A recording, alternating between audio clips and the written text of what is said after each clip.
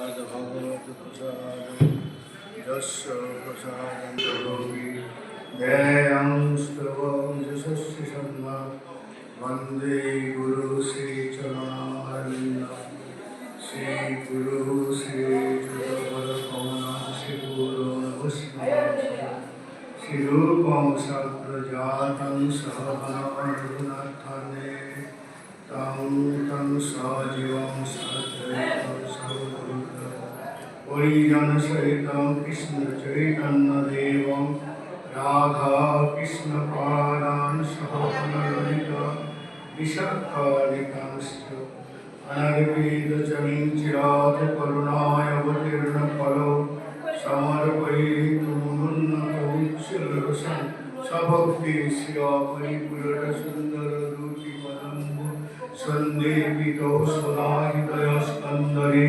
पुरुतुवासुचिनन्दन आनन्दलीलामय विग्रहाय हेमापतिभ्यो छविसुन्दराय तस्मै महाप्रेमरसप्रदाय चैतन्यचन्द्राय नमो नमः नमो ब्रह्मण्यदेवाय गो ब्रह्मण्यहिताय च जगद्धिताय कृष्णाय गोविन्दाय नमो नमः जय सनातन भट्ट रघुनाथ श्री गोपाल भट्ट दास रघुनाथ ईश्वर करी चरण बंधन जहाँ भई देवी गणा सरेश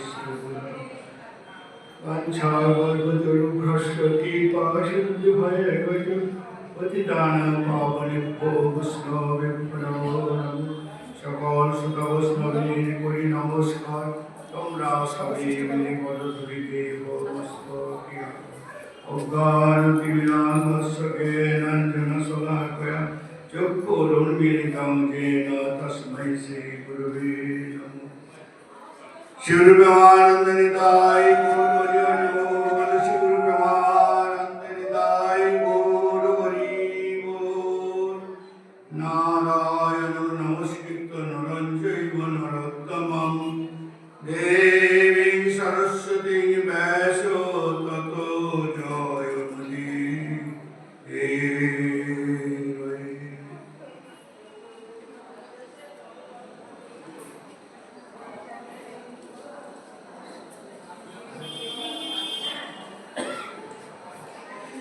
মহাপ্রভু বৃন্দাবন যাত্রা চলছে তো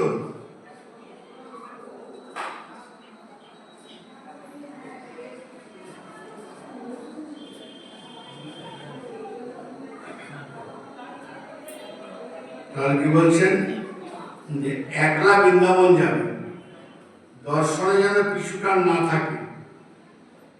সনাতন মুখে কৃষ্ণ আমা শিখাইলা তাহা বিঘ্ন পরিবন পথে লইয়া আইলা কৃপার সমুদ্র দিন হীন দয়াময় কৃষ্ণ কৃপা বিনা কোনো সুখ নাই হয়।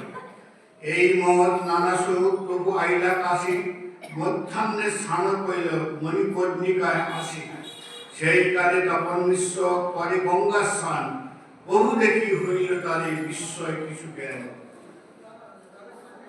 সনাতনের মুখে তো অনেক কিছু কথা শুনেছেন, বৃন্দাবন যার যে পরিপাটি যে পথ, তারপর মহাপ্রভু এসে দুপুরবেলায় মণিকর্ণিকার ঘাটে তিনি স্নান করছেন। সেই সময় তপন মিশ্রের সঙ্গে দেখা। এই তপন মিশ্রের সঙ্গে প্রথম পরিচয় হয়েছিল বাংলাদেশে।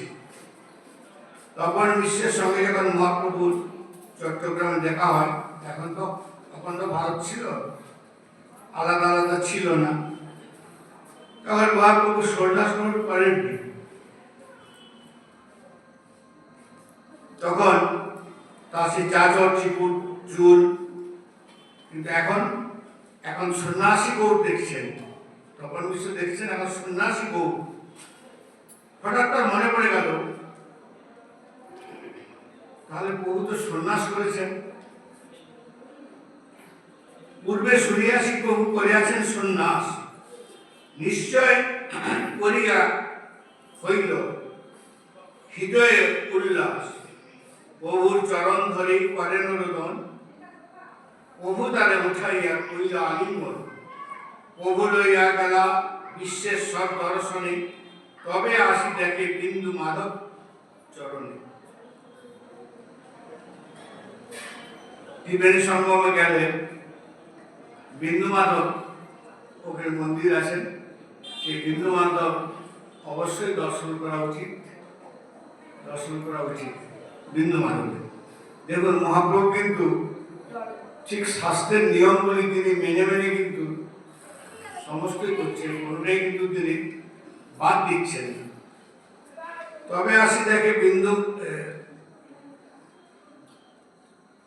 প্রভু লইয়া গেলে বিশ্বের সব দর্শনে, তবে আসি দেখে বিন্দু মাধব চরণে।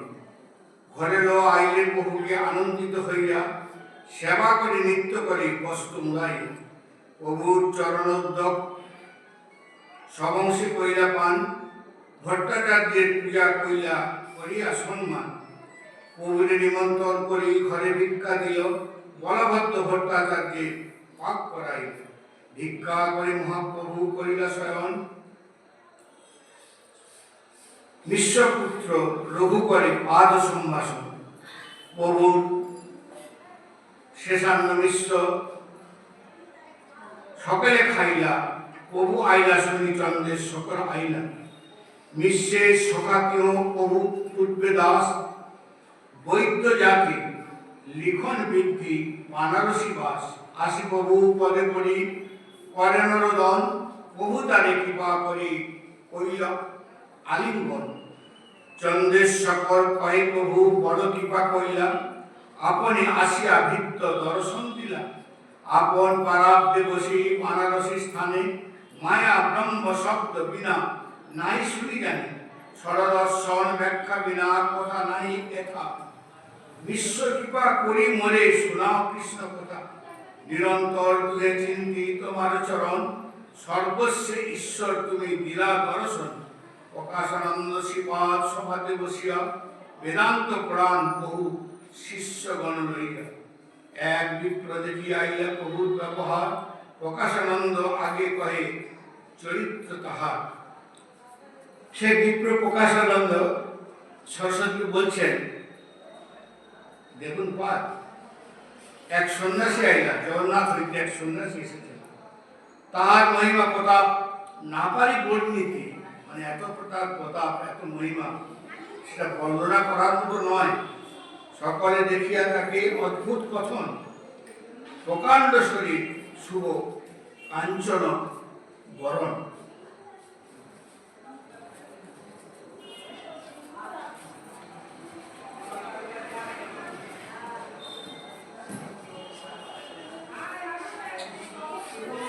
আজানুলম্বিত পুজো কোমল নয়ন, যত কিছু ঈশ্বরের এই সর্বক্ষণ, নিরন্তর কৃষ্ণ নাম জিহাতার গায়, দুই নেত্রে অশ্রু বহে গঙ্গাধারা প্রায়, ক্ষণে নাচে ক্ষণে হাসে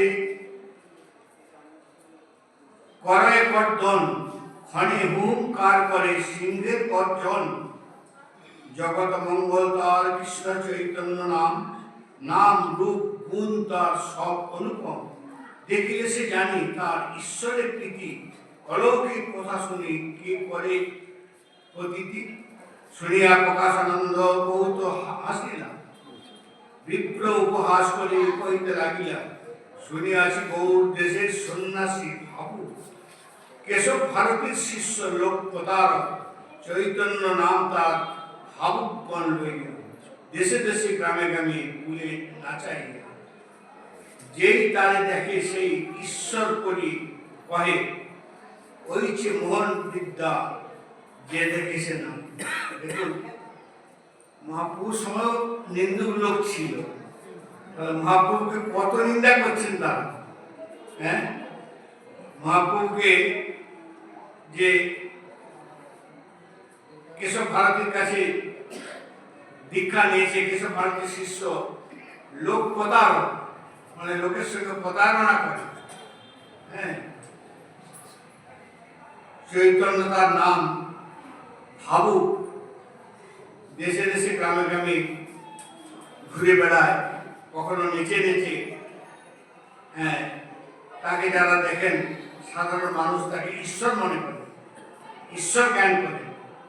ওই যে মোহন বিদ্যা মানে কিছু বিদ্যা শিখেছে আর কি, যে বিদ্যার বলে ওইসব ভাবগুলো হয়। কিছু কিছু সন্ন্যাসীরা থাকে না, কিছু কিছু তারা অলৌকিক কিছু তারা জানে আর কি। তো এখনো দিনেও কিন্তু মহাপ্রভুকে ধরুন ওইভাবেই মানুষ ভাবছে। বিপ্র যে দেখে তাকে সেই মুগ্ধ হয়, ঈশ্বর বলে। এসব ভাবুকতা, সাধারণ লোক তো হবেই, তার এমন ইন্দ্রজাল বিদ্যা, সেই ইন্দ্রজাল বিদ্যা জানে, যার জন্য এইরকম ভাব। সার্বভৌম ভট্টাচার্য পণ্ডিত প্রবল, শুনি চৈতন্যের সঙ্গে হইল পাগল। সন্ন্যাসী নাম মাত্র মহা ইন্দ্রজালী, নামে সন্ন্যাসী বিপ্র ইন্দ্রজালী। কাশীপুরে নাবিকাবে তার ভাবকারী, বেদান্ত শ্রবণকরণ না যাইয়ে তার পাশ। উচ্ছৃঙ্খল লোকের সঙ্গে দুই লোক নাশ। প্রকাশানন্দ সরস্বতী মহাপ্রভুকে নানাভাবে কটূক্তি করলেন, কিন্তু কেশব ভারতী শিষ্য, লোক প্রতারক, মহা ইন্দ্রজালী, সন্ন্যাসী নাম মাত্র, ভালো সন্ন্যাসী নয়, প্রতারক সন্ন্যাসী, ভণ্ড। কাশী বিশ্ব এসব মানে কাশীতে এইসব এখানে চলবে না। তার কাছে গেলে দুই কাল, অর্থাৎ ইহকাল এবং পরকাল সবই নষ্ট হয়ে যাবে। তাই সে সন্ন্যাসী কাশীকে তোমরা যেও না। কিন্তু বৃন্দাবন থেকে ফিরে যাবার পথে প্রকাশানন্দ কাজ হয়ে গেল, মহাপ্রভু চরণাসীন হলেন। একদিন মহারাষ্ট্রের বিপ্র মহাপ্রভু বললেন, প্রভু তুমি তো এক একটা প্রতিকার করো, আমরা তোমার নিন্দা আর সহ্য করতে পারি। মহাপ্রভু বিপ্রের অনুরোধে নিন্দা গ্রহণ করে স্বীকার করেন। সমস্ত সন্ন্যাসী যেখানে চরণ ধৌত করে সেই স্থানে মহাপ্রভু বসলেন, বসে সর্বের মাধুর্য প্রকাশও করলেন। এমন প্রকাশ যে সরস্বতী 10,000 সন্ন্যাসীর গুরু তিনি আর থাকতে পারলেন না। উঠে এসে হাত ধরে বললেন, শ্রীপাদ তোমার তো এই স্থান যোগ্য নয়, তোমার অঙ্গকান থেকে সাক্ষাৎ নারায়ণ। তাই সরস্বতী মহাপ্রভুকে নিয়ে গিয়ে আসনে বসালেন। সেই আসনে বসে বললেন, তুমি এই গ্রামে থাকো, অথচ সন্ন্যাসী হয়ে আমাদের কাছে এসে বেদান্ত চর্চা করো না কেন? সন্ন্যাসী হয়েছে, তোমার বেদান্ত চর্চা করা দরকার, বেদান্ত পড়া দরকার, তোমার দরকার, অথচ তুমি এখানেই আছো, আমাদের কাছে এসে, আমাদের সামনে এসে তুমি বেদান্ত আলোচনা করছো না কেন? মহাপ্রভু বললেন, শিবা আমি তো সন্ন্যাস গ্রহণ করেছি, আমি সন্ন্যাস গ্রহণ করেছি উন্মাদের মতো।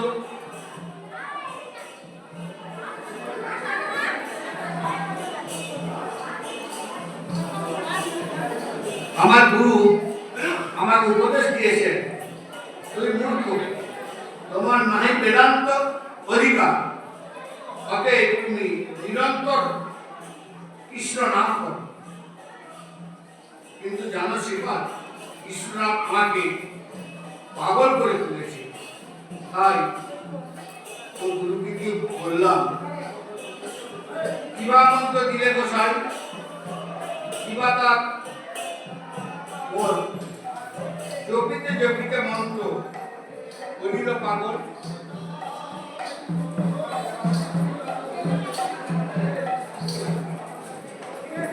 আমার গুরু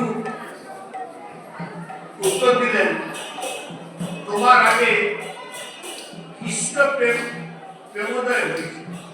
তুমি মহাভাগ্যবান, তুমি নাম এবং প্রেম জগৎকে দান করো।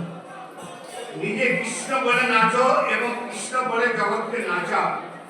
গুরু আজ্ঞায় তাই আমি করে চলেছি। গুরুদেব আমাকে যা বলেছেন আমি সেটাই পালন করার চেষ্টা আমি করছি। কিন্তু বেদান্ত শ্রবণ করো না কেন? সন্ন্যাসীর উচিত বেদান্ত পড়া এবং বেদান্ত শ্রবণ করা।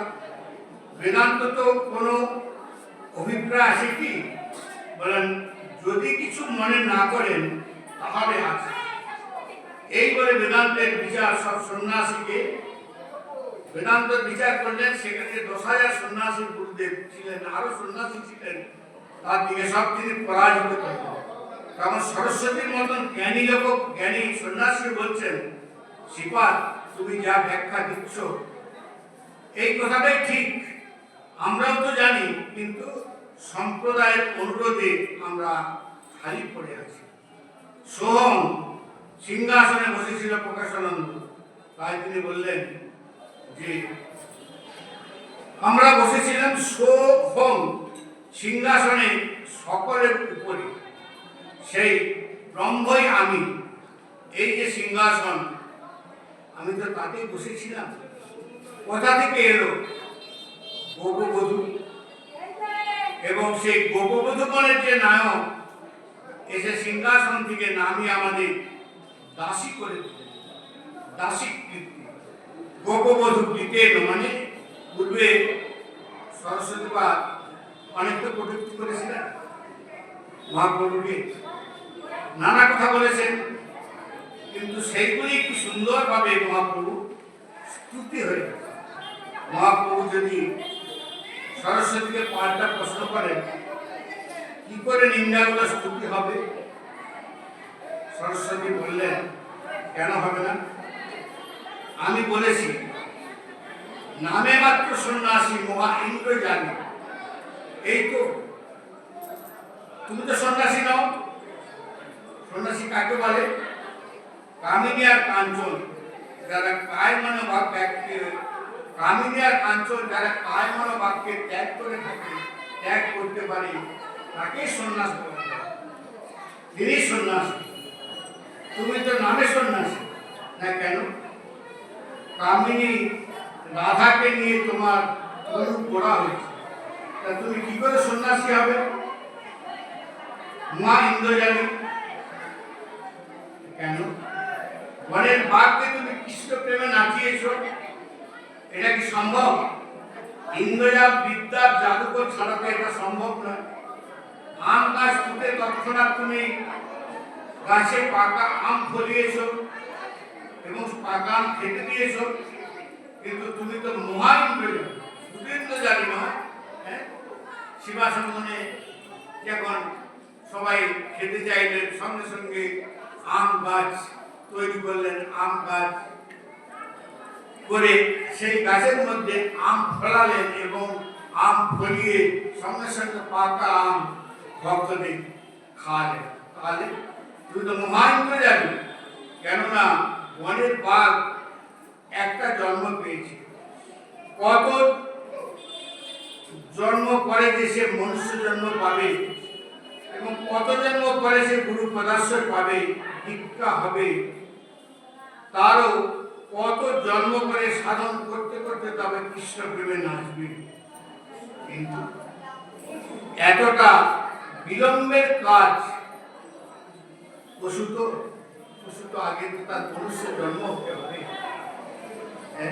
মনুষ্য জন্ম হওয়ার পরে তার গুরু কৃপা হতে হবে, দীক্ষা গ্রহণ করতে হবে, তারপরে তো প্রেম আসবে, তবে তো কৃষ্ণ বলে নাচতে পারবে। সেটা কত জন্মের পর সেটা হবে তার তো কোনো ঠিক নেই। এতটা বিলম্বের কাজ তুমি এক ক্ষণের মধ্যে করে দিলে, বাঘকে কৃষ্ণ বলে নাচালে, তাই তুমি মহা ইন্দ্রজালী। আর এটা তো আর কোনো ভগবান পারেন না। এটা আর কোন ভগবান করতে পেরেছেন? মহাপ্রভু বললেন, কাশীপুরে না বিকাবে তার ভাব কালী, এই কথাটা কি করে স্তুতি হলো? বললেন, হ্যাঁ প্রভু হলো। এটা কাকুস্বরে নিয়ে গেলে হয়ে যাবে। যেমন ছেলের দলের মধ্যে একটি ছেলে বলল, সবাই যাবে, আমি যাব না। যাব না অর্থ আমিও যাব। এইভাবে ধরে নিলে সব জায়গায় কিন্তু বিকাচ্ছে কৃষ্ণ প্রেম, আর কাশীপুরে বিকাইবে না, তাই মানে কাশীপুরেও বিকাবে। মহাপ্রভু বললেন, বেদান্ত শ্রবণ করো, বেদান্ত শ্রবণ করো না, যাইনু তার পাশ। এই কথা বলেছিলেন না? বেদান্ত শ্রবণ করো না, যাইনু তার পাশ, এই কথা বলেছিলেন? হ্যাঁ বলেছিলাম। ওটা কি নিন্দা স্তুতি হয়ে গেল? বললেন, কিভাবে? বেদান্ত শ্রবণ করো না, যাইনু তার পাশ, এই কথাটার মানে না, বেদান্ত শ্রবণ করো না, বেদান্ত শ্রবণ করে কি লাভ? বেদান্তের ঠাকুর ঘরে দরজায় যাইও তার পাশ, আর উচ্ছৃঙ্খল লোকের সঙ্গে দুই লোক নাশ। দুই লোক নাশ না হলে তো অর্থাৎ ইহকাল আর সরকারি লোককে বলে পরকাল। এই জগতের সুখ আকাঙ্ক্ষা ত্যাগ এবং স্বর্গের যে সুখ আকাঙ্ক্ষা ত্যাগ না হলে কিন্তু কেউ ঈশ্বর প্রেম লাভ করতে পারে না। তাই গোবিন্দের চরণাবিন্দে লাভ করতে দুই লোক নাশ করতে হয়। কিন্তু এই কাজটা তো বড় কঠিন কাজ। উচ্ছৃঙ্খল লোকের সঙ্গে করলে দুই লোক, উচ্ছৃঙ্খল লোকের সঙ্গ করলে দুই লোকের তাড়াতাড়ি নাশ হয়ে যাবে, আর তখন কৃষ্ণ প্রেম পাবে। তাই এত নিন্দা না করে তোমার স্তুতি হল। মহাপ্রভু বললেন, তুমি আমাকে উচ্ছৃঙ্খল বলে নিন্দা করেছো, কিন্তু কেন? উচ্ছৃঙ্খল মানে কি? শাস্ত্রের বিধিনিষেধ যে মানে না, শাস্ত্রের বিধিনিষেধটা যে মানে না, সেই হচ্ছে উচ্ছৃঙ্খল।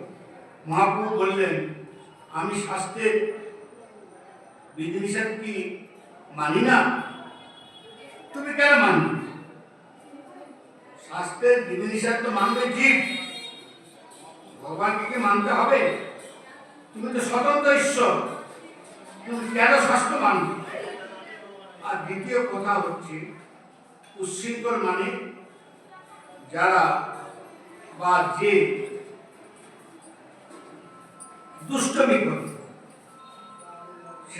সেটা মানে কিরকম দুষ্টমি? না, পাখির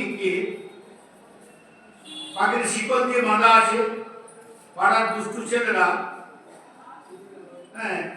বাঁধা পাখির শিকলটা খুলে উড়িয়ে দেয়, তাকে বলে উচ্ছৃঙ্খল। কত শখ করে লোক পাখি পুষেছে, একটা পাখি কিনে এনে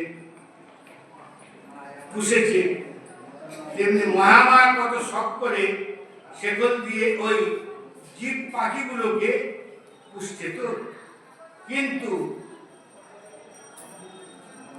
সবার মায়ার শিকল খুলে দিয়ে হা গোবিন্দ বলে ওই পাখিগুলোকে খাঁচা থেকে উড়িয়ে দিই, শিকলটা খুলে দিই। তাই তুমি উচ্ছৃঙ্খল। আর এই উচ্ছৃঙ্খল লোকের সঙ্গে দুই লোক নাশ। মহারাষ্ট্রের বিখ্যাত স্তুতিটা বোঝেনি, যে নিন্দাটা শুনে উঠে চলে গেল এবং মহাপ্রভুর কাছে গিয়ে নিবেদন করল, মনেশ্বর। শুনে মহাপ্রভু তবে ঈষৎ হাসিলা, পুনরপি সেই বিপ্র প্রভুরে পুছিলা। তার আগে যবে আমি তোমার নাম লইলুম, সেই তোমার নাম জানি আপনি কহিব। তোমার দোষ করিতে করে নামের উচ্চার, চৈতন্য চৈতন্য করি কহে তিনবার কৃষ্ণ নামে নাই তার মুখে, অবজ্ঞাতে নাম রয় শুনি পাই দুঃখী। ইহার কারণ মনে কহ কৃপা করি, তোমার এটি মুগ্ধ মরে বলে কৃষ্ণ হরি। প্রভু কহে মায়াবাদী কৃষ্ণ অপরাধী, ব্রহ্ম আত্মা চৈতন্য কহে নিরবধি। অতএব তার মুখে নাই কৃষ্ণ নাম, কৃষ্ণ নামে কৃষ্ণ স্বরূপ দুই মত সমান। নাম বিগ্রহ স্বরূপ তিন একরূপ, তিনে ভেদ নাই, তিন চিদানন্দ রূপ। দেহ দেহীর নাম নামে কৃষ্ণ নাই ভেদ, জীবের ধর্ম নাম বেদ স্বরূপে বিভেদ। অতএব কৃষ্ণের নাম দেহ বিলাই, প্রাকৃতেন্দ্রিয় কার্য নহে হয় সব প্রকাশ। কৃষ্ণ নাম কৃষ্ণ গুণ কৃষ্ণ লীলা বৃন্দ, কৃষ্ণের স্বরূপ সম সব চিদানন্দ। ব্রহ্মানন্দ চৈতে পূর্ণানন্দ লীলারাস, ব্রহ্মজ্ঞানী আকর্ষিয়া করে আত্মবশ। ব্রহ্মানন্দ হইতে পূর্ণানন্দ কৃষ্ণ গুণ, অতএব আকর্ষয়ে আত্মরামের মন। এইসব রৌ কৃষ্ণ চরণ সম্বন্ধেতে, আত্মদানের মন হরে তুলসীর গন্ধে। অতএব কৃষ্ণ নাম না আইলা তার মুখে, মায়া মায়াবাদীগণ জাতি মহা বহির্মুখে। মনে মনে মহাপ্রভু বলছেন যে ভাবকারী বেচিতে আমি আইল কাশীপুরে, মানে কাশী এখন তো মহাপ্রভু গ্রাহক নাই নাবিকা মাগ্গা যাব, কিন্তু ঘরে গিয়ে ঘরে ফিরে যাওয়া বড় কঠিন। হাটে যারা মানে আলু কুমড়ো সবজি বোঝা মাথায় করে নিয়ে যায়, বিক্রি না হলে বড়ই মুশকিল। সে ভারী বোঝাটা আবার তো ফিরিয়ে নিয়ে আসতে হবে, সেই ভারী বোঝাটা আবার ফিরিয়ে নিয়ে আসাটা কিন্তু বড়ই কঠিন, খুব কষ্ট। তাই 2 পয়সা দাম কমেও বিক্রি করে দিতে হবে। দেখবেন না আমাদের এখানে বাজারে, শেষ বাজারে যারা যায়, প্রথম বাজারে যেটা 2 টাকা কেজি কিনলো, শেষ বাজারে সেটা দেখবেন 12 আনা কি 1 টাকা কেজি কিনলো।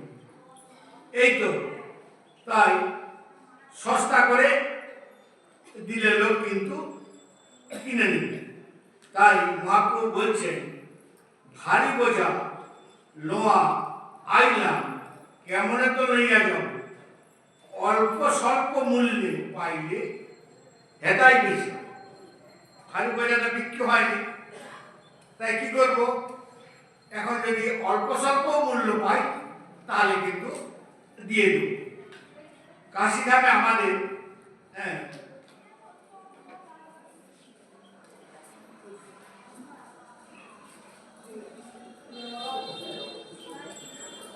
কাশীধাম কিন্তু পণ্ডিতের জায়গা, পাণ্ডিত্যের জায়গা। সেই সময় পণ্ডিত মানে বেদান্ত পড়ানোর জায়গায় ছিল কাশীধাম। কাশীতে পড়াশোনা করে সেই সমস্ত উপাধি অর্জন করতে হতো, এবং তার সঙ্গে ছিল মিথিলা। এখন যেমন মানুষজন বিদেশে পড়তে যাচ্ছেন, বিদেশে গিয়ে ডিগ্রি অর্জন করছেন না, আমেরিকা লন্ডন বিভিন্ন জায়গায় গিয়ে ডিগ্রি অর্জন করছেন।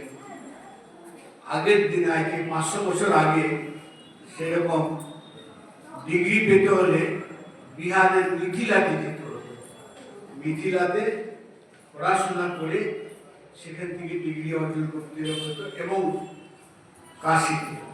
তার পরবর্তীতে শ্রীরাম নবদ্বীপ হল, পুরী সার্বপণ্ডিত সার্বপণ্ডিত কাশী থেকে পড়াশোনা করে এসে মানে এমন তার সমস্ত বইকে তিনি মুখস্থ করে নিতে পারতেন, এত বড় তার পাণ্ডিত্য ছিল সার্বপণ্ডিতের।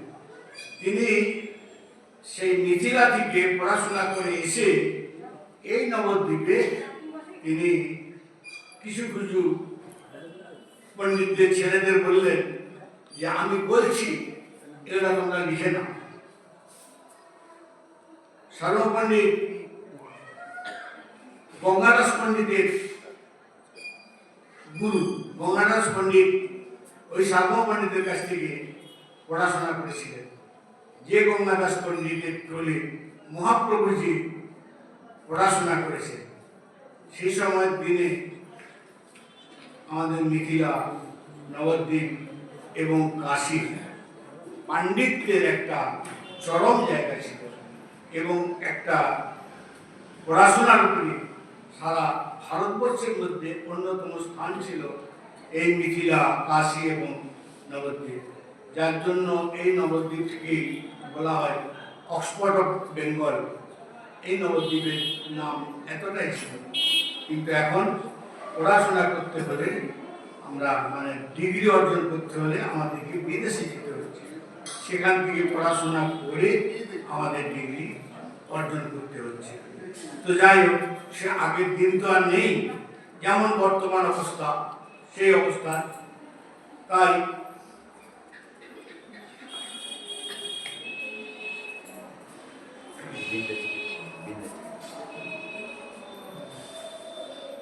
জয় জয় নিতাই গৌর সীতারাম।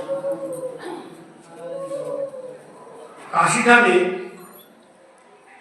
একজন থাকতেন,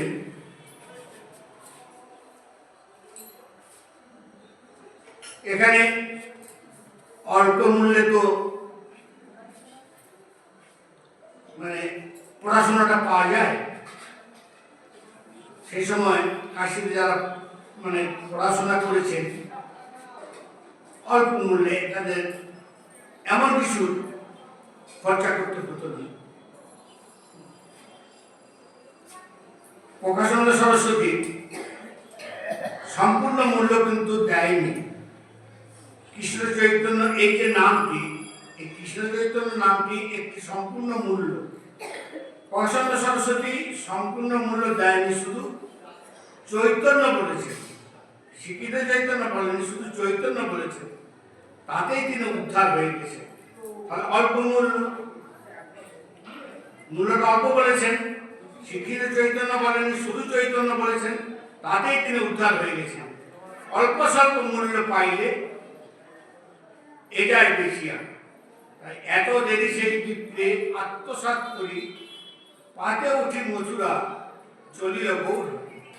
প্রয়াগ আসিয়া প্রভু কইল নন্দীস্থান, মাধব দেখিয়া প্রেমে কইল নিত্য গান। যমুনা দেখিয়া প্রেমে পরে ঝাঁপ দিয়া, আস্তে ব্যস্তে ভট্টাচার্য উঠায় ধরিয়া। এই মতো 3 দিন প্রয়াগে রহিলা, কৃষ্ণ নাম প্রেম দিয়া লোক নিস্তারিল। পথে যাহা যাহা হয় যমুনা দর্শন, তাহা ঝাঁপ দিয়া পড়ে প্রেমে অচেতন।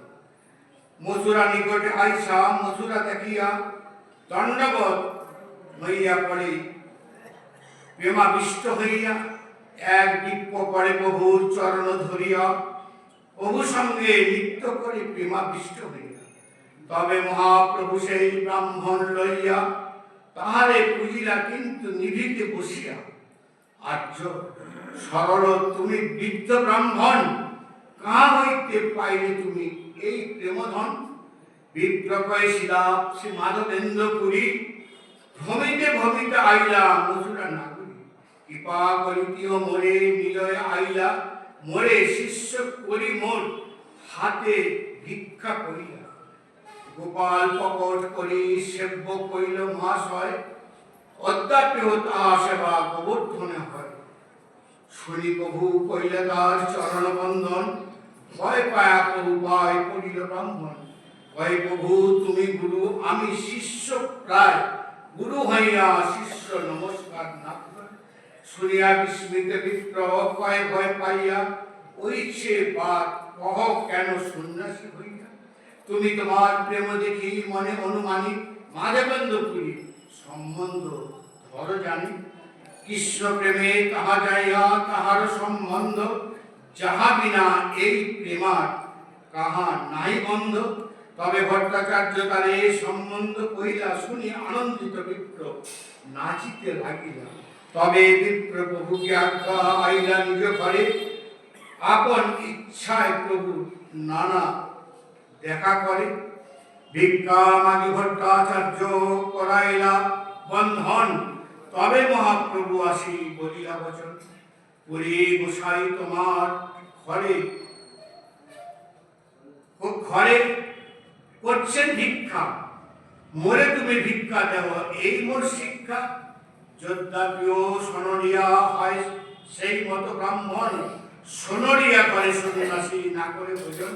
তথাপি পুরী দেখি তার বৈষ্ণব আচার, শিষ্য করি তার ভিক্ষা কইল অঙ্গীকর। মহাপ্রভু তারে যদি ভিক্ষা মাগিলা, দৈন করে সেই বিপ্র কহিতে লাগিলা। তোমারে ভিক্ষা দিব বড় ভাগ্য সে আমার, তুমি ঈশ্বর নাহি তোমার বিধি ব্যবহার। মূর্খ লোক করিবে তোমার নিন্দন, সইতে না পারি মুই সেই দুষ্টির বচন। প্রভু কহে শ্রুতি স্মৃতি যত ঋষিগণ, সবে এক এক মত নয় ভিন্ন ভিন্ন ধর্ম। ধর্ম স্থাপনের হেতু সাধুর ব্যবহার, পুরী গোসাইয়ের সেই আচরণ সেই ধর্ম সার। চৈতন্য বলছেন তো, তাই সেই শারদীয় রজনীতে সেই শরৎকালে প্রভু বৃন্দাবনে গোপালগণ রাধা ঠাকুরানী প্রভৃতি সকলকে মিলে কৃষ্ণ অন্বেষণ করছিলেন। তার মধ্যে কৃষ্ণচন্দ্র রাধারানীর যে মান প্রশমিত, তার জন্য তাকে সঙ্গে নিয়ে গিয়েছিলেন। পরে আবার রাধাকে বনের মধ্যে ছেড়ে দিয়ে গেলেন। তখন সকল গোপীগণ রাধাকে খুঁজতে বেরোল। বনের মধ্যে অচৈতন্য হয়ে পড়ে আসেন রাধা ঠাকুরানী। সেই অবস্থা সকলে মিলে একসঙ্গে কৃষ্ণ কোথায় গেল, কৃষ্ণ কোথায় গেল হ্যাঁ বলে খুঁজতে আরম্ভ করলেন। সবাই খুঁজছেন, বৃক্ষ লতা পশু পাখি সবাইকে জিজ্ঞাসা করছেন। যমুনাকে জিজ্ঞাসা করছেন, গোপেশ্বরকে জিজ্ঞাসা করছেন, তুমি তো কৃপা করে মিলিয়ে দিয়েছিলে, তাহলে এখন এখন কোথায় গেল সে নন্দের নন্দন কৃষ্ণ? তুমি বলে দাও গোপেশ্বর, কৃপা করে তুমি বলে দাও। হে যমুনে তুমি বলে দাও, হে পৃথিবী তুমি বলে দাও কৃষ্ণ কোথায় গেল। এখনো এই শারদীয় যে রাস পূর্ণিমা, সেই রাস পূর্ণিমা উপলক্ষে কৃষ্ণ যে অন্বেষণ লীলা করেছিলেন, সেই লীলা এখনো চলছে। পরবর্তীকালে আমাদের মহাপুরীরা করেছিলেন, মহাপুর কৃষ্ণ অন্বেষণ লীলা করেছিলেন। তো কৃষ্ণ কোথায়, কৃষ্ণ খুঁজছে। হ্যাঁ, তার পরবর্তীকালে এই শারদীয় রাস পূর্ণিমা উপলক্ষে বাবাজি মহারাজ বৃন্দাবনে যেতেন। বৃন্দাবনে গিয়ে পূর্ণিমার দিন কৃষ্ণ অন্বেষণ লীলা করতেন। কৃষ্ণ কোথায়? প্রাণ গোরা রায়, আমাদের আমাদের আমাদের প্রাণ গোরা রায়। হ্যাঁ, স্থাবর জঙ্গম গোপী করে রাস করে প্রাণ গোরা রায়। স্থাবর জঙ্গমকে তিনি গোপী করে দিচ্ছেন, করে রাস করছেন প্রাণ গোরা রায়। আমাদের আমাদের আমাদের প্রাণ গোরা রায়। এইভাবে প্রায় সারা রাত্রি সারা বৃন্দাবন পরিক্রমা করে কীর্তন হয়। বাবাজি মহারাজ এখনো সেই লীলা চলছেন শ্রীরাম বৃন্দাবনে। যদি আপনারাও এই রাস উৎসব উপলক্ষে বৃন্দাবনে যান, তাহলে কিন্তু সেই কীর্তন আপনারাও স্মরণ করতে পারবেন। তাই মহাপ্রভুর বৃন্দাবন লীলা, মহাপ্রভুর কত করুণা দেখুন। মুখং করতি বাচালং পঙ্গু লঙ্ঘয়তি গিরিম যৎকৃপা তমহং বন্দে পরমানন্দ মাধব। এই শ্লোকটা আপনারা জানেন, বলা হয়েছে বোবাকে বাচাল করায়। মুখং করতি বাচালং, পঙ্গুকে গিরি লঙ্ঘন করায়, পঙ্গুকে গিরি লঙ্ঘন করায়। যার কৃপা, সেই মাধবকে আমরা বন্দনা করি। শাস্ত্র বলছেন, মহাজন বলছেন, এ তো অন্যথা নয়, তার পক্ষে সবই সম্ভব। যেমন গৌরহরির পক্ষে সবটাই সম্ভব, মাধবের কৃপা সকলের উপরে কিন্তু হয়নি। কিন্তু মাধব যখন গৌর হয়ে এসেছেন, ভগবান কৃষ্ণ যখন গৌর হয়ে এসেছেন, তখন সকলে প্রত্যক্ষ করেছেন গৌরের কৃপা। বোবাকেও বাচাল করে, মুখং করতি বাচালং, গৌরের এই যে কৃপা, এটা প্রত্যক্ষভাবে হয়েছিল শিবানন্দ সেনের।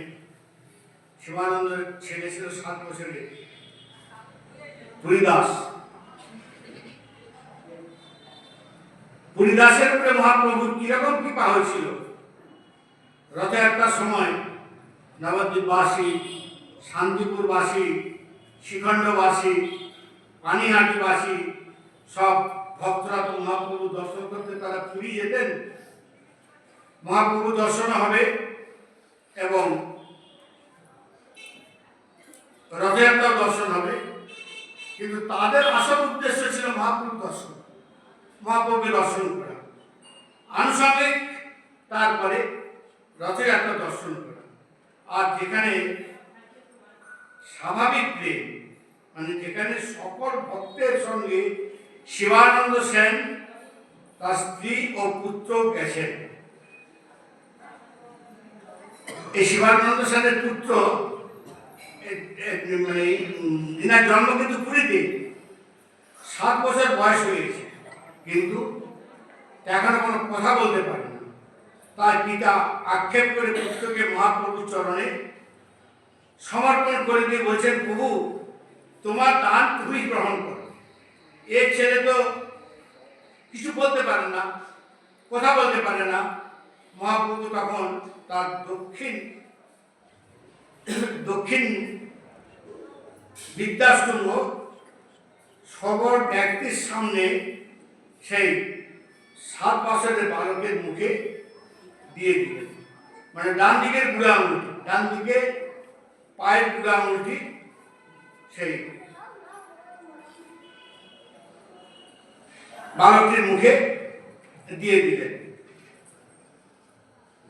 বালক যেমন শিশুরা মাতৃস্তন পান করে, বালকটি সেই রকম সে বিদ্যা আঙুলটিকে চুষতে আরম্ভ করেছে। বালকের সে কার্য দেখে বিদ্যা আঙুলটি চুষছে, বুড়া আঙুলটি। বালকের সে কার্য দেখে একজন মহাজন বলছেন, আরে এ তো চেনাচরণ পেয়েছে, তাই চুষছে। চুষেই চলেছে, চুষতে চুষতে চুষতে চুষতে বালকের মুখ দিয়ে ফেনা বেরোতে শুরু করেছে। তখন মহাপ্রভু চরণ সরিয়ে নিলেন, কারণ বেশি খেলে হয়তো প্রেম যদি আবার বিবশ হয়ে যায়, প্রেম বা ভক্তি আলু থালু হয়ে যায়। মহাপ্রভু বালককে বললেন, বালক কৃষ্ণ বলো। বালক কৃষ্ণ বলতে পারে না, কারণ সে তো বোবা, জন্ম থেকে বোবা। আর যারা বোবা হয় তারা কিন্তু কালাও হয়, জানবেন। মহাপ্রভু তখন আত্মদৈন্যে স্বরূপ দামোদরকে বলছেন, স্বরূপ আমি বনের বাঘকে ধরে কৃষ্ণ বলালাম, আর মনুষ্য বালককে আমি কৃষ্ণ বলাতে পারলাম না। কেন স্বরূপ দামোদর মহাপ্রভুর স্বভাবে অভিজ্ঞ তো, মহাপ্রভুর স্বভাবেও অভিজ্ঞ এবং প্রভাবেও অভিজ্ঞ। তিনি বললেন, প্রভু ও তো বোবা, তারপরে কালা, ওই বালক তো জীবনে কিছু শোনেনি। তোমার বাক্য তুমি যে বললে কৃষ্ণ বলো, এ কথা তো এই প্রথম শুনছেও, ও তো এর আগে তো কখনো শুনেনি। তাই বালক বাক্যটিকে মনে করছে গুরু মন্ত্র, ইষ্ট মন্ত্র। প্রথম যিনি শুনেছেন, শোনার পরে মনে করছে গুরু মন্ত্র বা ইষ্ট মন্ত্র ধরে নিয়েছে। গুরু মন্ত্র প্রকাশ্যে তো বলতে নেই, গুরু মন্ত্র প্রকাশ্যে বলা উচিত নয়। মহাপ্রভু বললেন, গুরু মন্ত্র ইষ্ট মন্ত্র প্রকাশ্যে বলা উচিত নয়, ঠিক, কিন্তু বালক তো অন্য কথা বলবে, ওটা নাই বললো, গুরু মন্ত্র ইষ্ট কথা বললো না, কিন্তু অন্য কথা। তা তুমি আজ্ঞা করো। মহাপ্রভু এখন অন্য কিছু পাঠ করার আদেশ দিলেন। বালক আজ্ঞা পেয়ে নিজ রচনা পাঠ করল। যে হরি গোপ রমণীগণের কানের নীলকমলের কলি, যা তাদের কর্ণের ভূষণ, যে হরি ব্রজ রমণীগণের চোখের শোভা, বৃদ্ধিকারী অঞ্জন বা কাজল, সেই হরির জয় হোক। এই প্রথম কথা বললেন, প্রথম। তাই চোখের শোভা তাদের কোথায় না, চোখের শোভাটা কোথায়? কৃষ্ণরূপ দর্শন। অন্য কিছু দর্শন চক্ষুর সার্থকতা হয় কিনা তারা তা জানে না। তারা শুধু জানেন যে কৃষ্ণ দর্শনেই চোখের কিন্তু সার্থকতা হয়। যারা চক্ষু পেয়েছে তাদের এইটাই লাভ, অন্য কিছু ফলে তো তাদের আশা নাই। অন্য লোক অন্য কিছু ফলে আশা করতে পারে, কিন্তু ব্রজরমণীগণের বক্তব্য আমরা জানি এটাই চক্ষুষ্মান দিকের সার্থকতা না। কোথায় অন্য কিছু চক্ষুর সার্থকতা আছে বলে আমরা জানি না। সার্থকতাটা কোথায়? কৃষ্ণ দর্শন। কোনটা সার্থকতা? পশুগণকে বনেতে নিয়ে যাচ্ছেন নন্দ মহারাজের দুই পুত্র, তাদের যে বদন, সেই বদন যারা দেখেছেন তাদের চক্ষু সার্থক হয়ে গেছে। নন্দ মহারাজের দুই ছেলে তো কৃষ্ণ বলরাম, তারা গোচারণে যাচ্ছে, গোমাতা বাসুর বালকদের নিয়ে তারা গোচারণে তাদের চড়াতে যাচ্ছেন। তাহলে সেই দৃশ্য যারা দেখেছেন তাদের চক্ষু কতটা সার্থক, তাদের বদন যে দেখেছেন তাদের চক্ষু পাওয়াটাই সার্থক হয়েছে। এইখানে সুতয় দুজনের কথা বলা হয় না কেন? দুজনের কথা বলা হচ্ছে, ব্রজরমণীগণের লক্ষ্য তো কৃষ্ণ বদন, বলরাম তো তাদের লক্ষ্য নয়, তাদের লক্ষ্য বস্তু হচ্ছে কৃষ্ণ বদন। তাহলে বিভাজন করা হলো কেন? চক্রবর্তী বলছেন, কৃষ্ণ দিনের বেলা গোচারণে গেছেন, ব্রজরমণীগণ তখন বনে গিয়ে কৃষ্ণ দর্শন করতে পারছেন না, কারণ এটা স্বাধীনতার বাধা আছে তো। তাই ব্রজবালকগণ ঘরে বসে কৃষ্ণ চিন্তা করছে। সেইটি হচ্ছে বেণু গীত। কৃষ্ণের যে বেণু শুনে তারা ধ্যানেতে কৃষ্ণ দর্শন করছেন। তাদের বক্তব্য হলো, আমরা তো ঘরে বসে কৃষ্ণ দর্শন করছি, কৃষ্ণ কথা বলছি, যদি কোনো বিরুদ্ধ লোক আমাদের কৃষ্ণ প্রীতি সহ্য করতে না পারে, আমাদের কথা কান পেতে শোনে তো শুনুক, আমরা শুধু কৃষ্ণকে নিয়ে আমরা কথা বলছি, কথা বলি। তাই নন্দরাজার দুই পুত্রকে নিয়ে আমাদের কথা বলছি, অতএব তাদের দুজনকে কে না ভালোবাসে। কিন্তু বাক্যটির মধ্যে মনের ভাব প্রকাশ হলো যে তাদের কথা বেণুভূষিতে সেই বদনকে যারা দেখেছেন তাদেরই এই চক্ষু পাওয়াটি সার্থক হয়েছে। এমন বজসুন্দরীদের যে চোখের কাজল সে হরি কৃষ্ণ দর্শনে তাদের কাজল অর্থাৎ চোখের শোভা বৃদ্ধি পেয়েছে। তাই কৃষ্ণ ও কাজল দুই কালো, চোখের কাজল সেও কালো, কৃষ্ণ সেও কালো। কাজল করলে চোখে যেমন স্নিগ্ধ হয়, চোখে ঠান্ডা হয়, ভালো থাকে, তেমনি কৃষ্ণ দর্শনে গোপীদের চোখ স্নিগ্ধ হয়, ভালো থাকে। তাই তিনি নয়নাঞ্জন হে হরি গজসুন্দরী গোপীগণের বক্ষ থেকে নীলকান্ত মণির হাত হয়ে শোভাবর্ধন করছেন, অর্থাৎ স্বর্ণকান্তি গোপীর বক্ষে বিহারকারী কৃষ্ণ যেন নীলকান্ত মণি রূপে শোভা পাচ্ছে।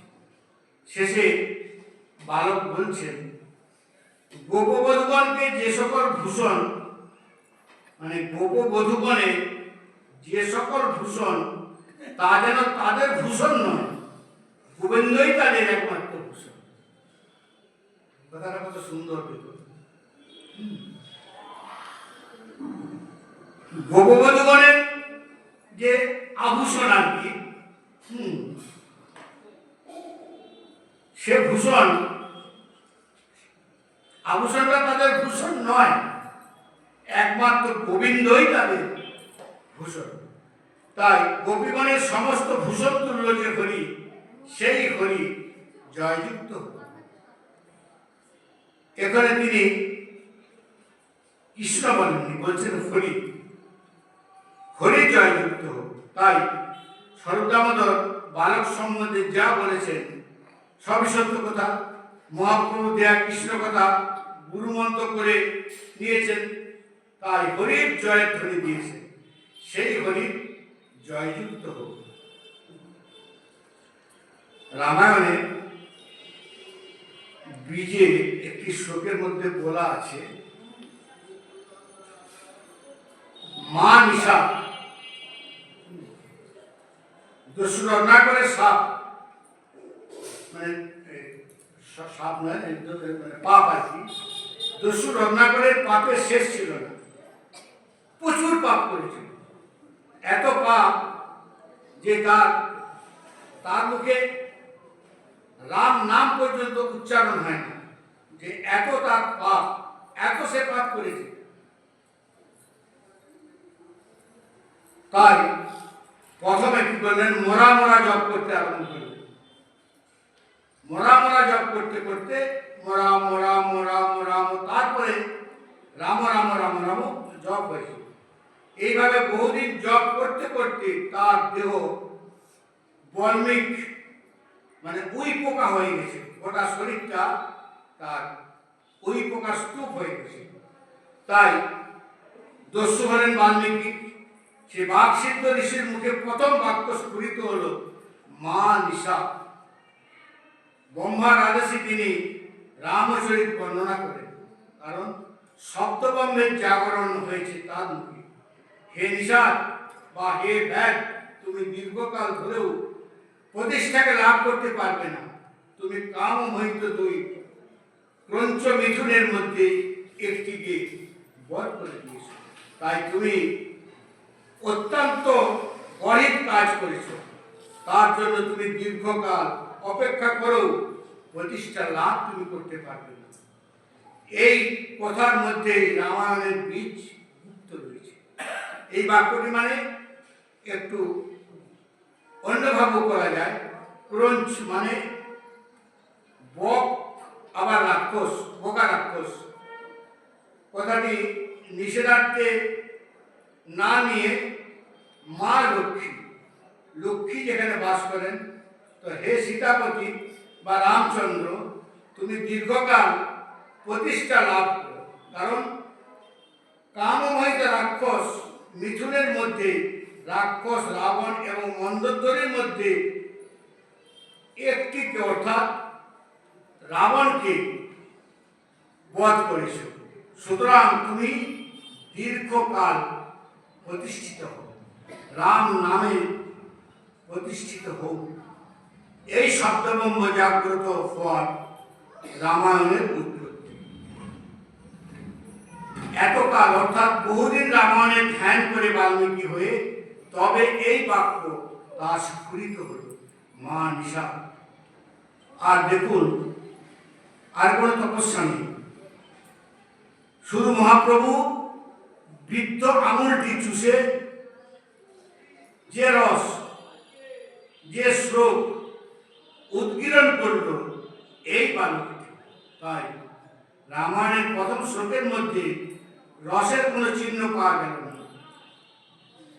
একটু আভাস পাওয়া গেল মাত্র। আর সবস কুবলয়ম, এর মধ্যে যা সর্বোত্তম অর্থাৎ মধুর রস, মধুর রস আবার অন্যত্র নয়, ব্রজের মধুর রস, তার পাত্র সেই ব্রজরমাগণের সর্বাত্মক যে মধুর রস, সেই মধুর রসাত্মক শ্লোক বালকের মুখ দিয়ে উদ্বিগ্ন হল প্রথমে।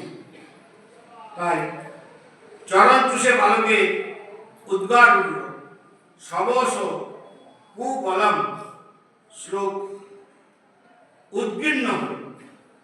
চরণ চুষে বালকের উদ্গার উঠল, সবস কুবলম সিংহার রসাত্মক ব্রজবধূগণের যে কাব্য তারই প্রকাশ করল এই বালকটির মুখে।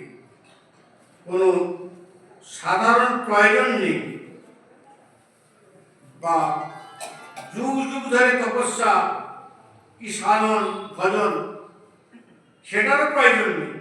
শুধু মহাপ্রভুর পাদপদ্মের করুণায় বসে এই ক্ষণে সমস্ত কিছু লব্ধ হয়ে গেল, বালকের মুখে সিংহার রসাত্মক শ্লোকের প্রকাশ পারল। তাই এই দৃষ্টান্ত দাঁড়িয়ে প্রমাণ মহাপ্রভুর করুণা, মহাপ্রভুর কৃপা এই জাতীয়। শ্রীকৃষ্ণ যেমন স্বয়ং ভগবান, তার উপর তো রসরাজ, তখন এই ধরনের প্রকাশ ঘটেছে। শ্রীকৃষ্ণ বিষয়ে বিল্বমঙ্গল সবে বলেছেন, কৃষ্ণ ছাড়া এমন কোন অবতার আছেন যিনি লতাকেও প্রেম দান করেছেন। কথাটি তো ঠিক, কিন্তু বিল্বমঙ্গল ঠাকুর কেউ যদি জিজ্ঞাসা করেন, হে ঠাকুর কোথাকার লতা, কেন বৃন্দাবনের লতা? বৃন্দাবনের লতা প্রেম দিয়েই তো ভরা, তাদের আবার কৃষ্ণ প্রেমের কি প্রয়োজন? তাদের আবার কৃষ্ণ কি প্রেম দান করবে? এই প্রেম দানে কৃষ্ণের কোনো গৌরব নেই। তাই বৃন্দাবনের সমস্ত কিছুই বিশ্ববান ও কুমারী স্বরূপের প্রকাশ।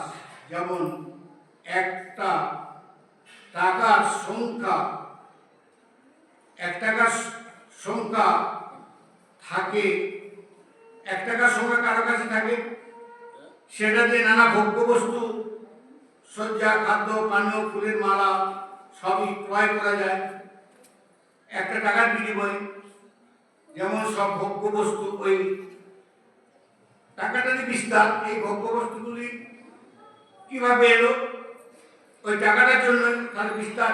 টাকাটা তেমনি বিশ্বভানন্দিনী কুমারী গোবিন্দ সেবার যে মূলধন, সে নিজেকে বিস্তার করেছেন এই বৃন্দাবন ধাম রূপে, যমুনা রূপে, বিরাজ রূপে, লতা, ভিঙ্গ, কোকিল স্বরূপে নিজেকে বিস্তার করে গোবিন্দের সেবা করছেন। অতএব এতে বৃন্দাবনের মহিমাটা কোথায়? লতা প্রেম দানের কৃষ্ণের গৌরবটা কোথায়? কিন্তু মহাপ্রভুর দানে অনেক গৌরব আছে।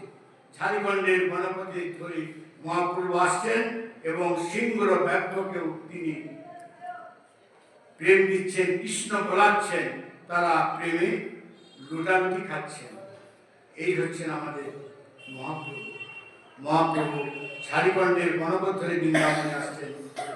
তাই প্রথমেই কথা ছিল রামানন্দ এবং স্বরূপ দামোদর স্বরূপ। এইভাবে মহাপ্রভুর ঝাড়খণ্ডের পথে বৃন্দাবন লীলা চলছে। তার